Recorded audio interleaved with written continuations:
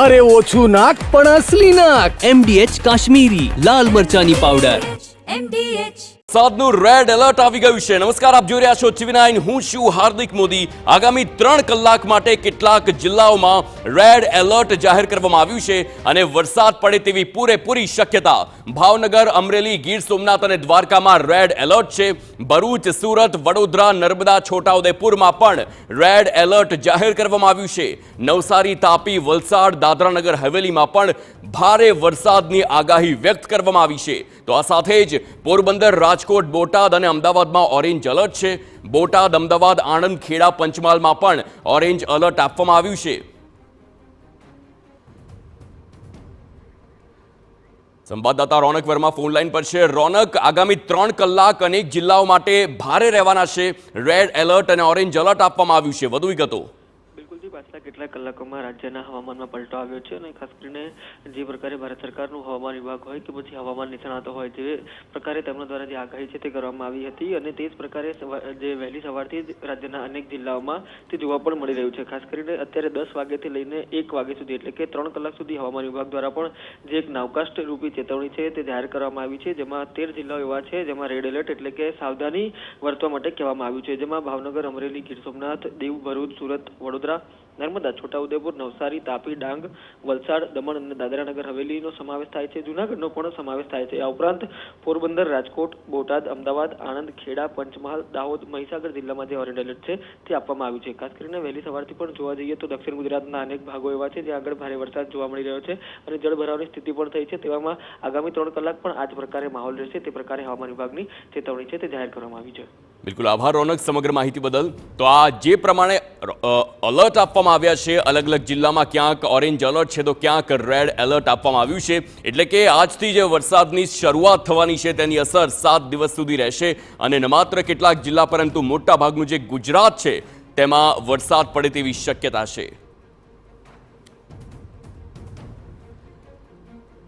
તો હવે ગુજરાતના મેપના માધ્યમથી સમજવાનો પ્રયાસ કરીએ કે કયા કયા જિલ્લામાં કેવી રીતે એલર્ટ આપવામાં આવ્યું છે. આપ જોઈ શકો છો આખો જે આ પટ્ટો છે, દક્ષિણ ગુજરાતનો આખો આ પટ્ટો, ત્યાં તમામ રેડ એલર્ટ છે. એટલે કે આ આખા વિસ્તારમાં પૂરેપૂરા ધોધમાર વરસાદની શક્યતા. સાથે જ આખો સૌરાષ્ટ્રનો પટ્ટો છે, આ દરિયા કિનારાનો આખો પટ્ટો, સોમનાથ, અમરેલી, આખો જે પટ્ટો છે ત્યાં પણ ધોધમાર વરસાદ એવી રીતે પડી શકે છે કે વરસાદ અતિ ભારે હોઈ શકે. આ સાથે જ હવે મધ્ય ગુજરાતની વાત કરીએ. આખો જે વિસ્તાર છે જેમાં અમદાવાદ, વડોદરા, આણંદ સહિતના જે તમામ જિલ્લાઓનો સમાવેશ થાય છે ત્યાં ઓરેન્જ એલર્ટ છે. એટલે કે હળવોથી મધ્યમ વરસાદ આ તમામ વિસ્તારમાં જોવા મળી શકે છે. અમદાવાદની વાત હોય, વડોદરા હોય, સવારથી જ ક્યાંક ને ક્યાંક થોડો ઘણો વાતાવરણમાં પલટો જોવા મળ્યો છે અને આજના દિવસમાં ધોધમાર વરસાદ પડે તેવી આગાહી આ તમામમાં કરવામાં આવી છે. હવે યલો એલર્ટનું પોર્શન જોઈ શકો છો અને આ સાથે જ જે ગ્રીન છે એટલે કે ઉત્તર ગુજરાતનો આખો પટ્ટો છે ત્યાં નહિવત વરસાદ પડે તેવી શક્યતા છે. વાતાવરણમાં પલટો ચોક્કસથી આવી શકે છે, પરંતુ ખતરાની જે ઘડી છે તે દક્ષિણ ગુજરાતનો પટ્ટો અને સાથે જ સૌરાષ્ટ્રના પટ્ટા માટે ખૂબ જ અતિ ભારે વરસાદ પડે તેવી શક્યતા. અને ભરૂચમાં આપણે સવારથી જ જોયું છે કે અંકલેશ્વરમાં વરસાદની શરૂઆત થઈ ગઈ છે, સુરતમાં પણ વરસાદની શરૂઆત થઈ છે અને સૌરાષ્ટ્રમાં પણ વરસાદ ક્યાંક ને ક્યાંક પડ્યો હોય અને વાતાવરણમાં પલટો પણ આવ્યો હોય તે જોવા મળ્યું છે. હવે એ જોવાનું રહેશે કે આ વરસાદ કેટલો આગળ વધે છે અને કેટલું નુકસાન થઈ શકે છે. સવારથી જે પ્રકારે વરસાદ ધોધમારની શરૂઆત થઈ છે અને હવામાન વિભાગની પણ આગામી 7 દિવસ વરસાદની આગાહી છે તેને લઈને ખેડૂતોને મોટા પાયે નુકસાન થાય તેવી પૂરેપૂરી શક્યતા. કારણ કે આ વરસાદ કમોસમી વરસાદ છે. હજુ સત્તાવાર ચોમાસાની જાહેરાત નથી થઈ, પરંતુ શહેરીજનો છે, જે શહેરમાં વસતા લોકો છે, તેમને ગરમીમાંથી ચોક્કસથી રાહત થાય આ વરસાદના કારણે. જોકે 7 દિવસનું વરસાદનું એલર્ટ છે અને ખાસ કરીને દક્ષિણ ગુજરાત અને સૌરાષ્ટ્રનો જે પટ્ટો છે ત્યાં મોટા ભાગે વરસાદ પડે તેવી શક્યતા છે. અલગ અલગ જિલ્લાઓની વાત કરવામાં આવે તો દેવભૂમિ, દ્વારકા, સુરેન્દ્રનગરમાં યલો એલર્ટ આપવામાં આવ્યું છે. આ સાથે જ અલગ અલગમાં દક્ષિણ ગુજરાતની વાત કરવામાં આવે તો આગામી 3 કલાક અનેક એવા જિલ્લા છે જ્યાં રેડ એલર્ટ છે. એટલે કે બપોરે 1 વાગ્યા સુધી રેડ એલર્ટ આપવામાં આવ્યું છે, એટલે કે આ સમય દરમિયાન ધોધમાર વરસાદ પડે શક્યતા હોય કે કેટલીક જગ્યાએ પાણી પણ ભરાય અને મોટા પાયે નુકસાન થાય. ક્યાંક કોઝવે ધોવાઈ જતા હોય છે તો ક્યાંક અલગ અલગ નદીઓમાં નવા નીર આવતા હોય છે. તે આખી જે પરિસ્થિતિ જે વરસાદમાં ચોમાસામાં સર્જાતી હોય છે તે આ કમોસમી વરસાદમાં સર્જાય તેવી શક્યતા છે.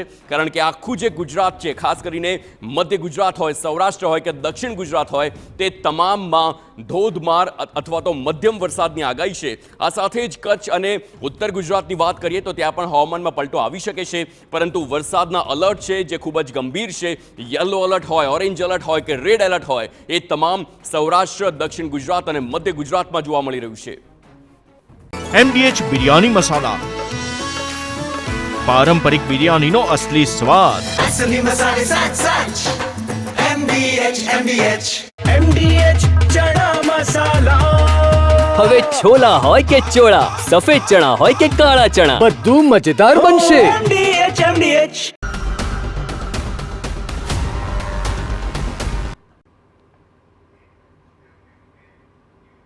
અમદાવાદના ચંડોળામાં ગેરકાયદે ધાર્મિક સ્થળો પર પણ હવે હથોડો પડશે. 30થી પણ વધારે ધાર્મિક સ્થળોનું ડિમોલેશન કરવામાં આવ્યું. ડિમોલેશન કરાયેલા ધાર્મિક સ્થળોમાં મંદિર અને મસ્જિદનો પણ સમાવેશ થાય છે. ગઈકાલે મ્યુનિસિપલ કોર્પોરેશનની મશીનરીની મદદથી ડિમોલેશનની કામગીરી કરવામાં આવી હતી. 35 જેટલા હિટાચી મશીન અને 15 જેસીબી મશીનના ઉપયોગથી એક જ દિવસમાં ચંડોળા તળાવમાં 8500 જેટલા નાના મોટા કાચા પાકા મકાનો તોડી પાડવામાં આવ્યા હતા. બાકીના તમામ બાંધકામો દૂર કરીને કાટમાળને ખસેડવાની કામગીરી શરૂ કરવામાં આવશે.